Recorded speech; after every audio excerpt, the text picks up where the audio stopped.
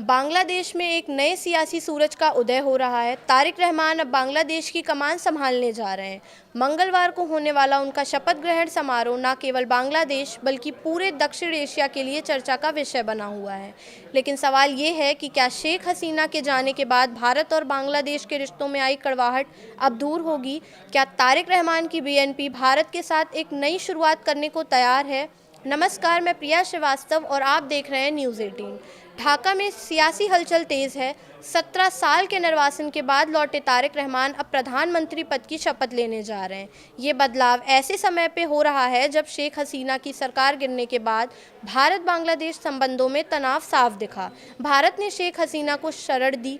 बांग्लादेश की अंतरिम सरकार, जिसका नेतृत्व मोहम्मद यूनिस कर रहे थे, उन्होंने बार बार उनके प्रत्यर्पण की मांग उठाई, जिसके बाद भारत ने आधिकारिक तौर पर कोई प्रतिक्रिया नहीं दी और यहीं से रिश्तों में तल्खी बढ़ी। लेकिन अब भारत बांग्लादेश रिश्तों के सुर बदलते हुए नजर आ रहे हैं। बीएनपी के महासचिव मिर्ज़ा फ़खरुल इस्लाम आलमगीर ने साफ कहा कि अगर शेख हसीना को भारत बांग्लादेश के हवाले नहीं भी करता है, तब भी व्यापार, वाणिज्य और राजनीतिक रिश्ते आगे बढ़ेंगे। यानी संदेश साफ है, मतभेद हो सकते हैं मगर रिश्ते नहीं टूटेंगे। याद कीजिए, अंतरिम दौर में मोहम्मद यूनिस की सरकार ने प्रत्यार्पण को बड़ा मुद्दा बनाया था, लेकिन अब बीएनपी बातचीत के रास्ते पर जोर दे रही है। तारिक रहमान की जीत पर नरेंद्र मोदी ने उन्हें फ़ोन कर बधाई दी। भारत ने साफ संदेश दिया कि हम लोकतांत्रिक, प्रगतिशील और समावेशी बांग्लादेश के साथ खड़े हैं।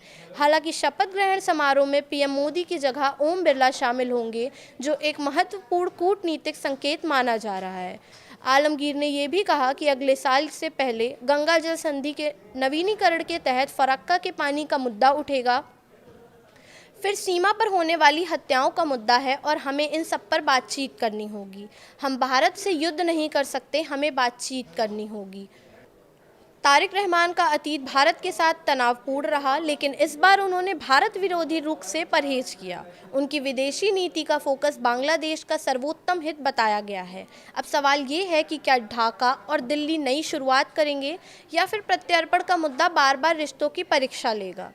तो क्या दक्षिण एशिया में कूटनीति का नया दौर शुरू होने जा रहा है या फिर पुराने विवाद फिर से उभरेंगे? निगाहें ढाका और दिल्ली दोनों पर टिकी हुई हैं। फिलहाल इस वीडियो में इतना ही। ऐसे ही और वीडियोस के लिए देखते रहिए न्यूज़ 18।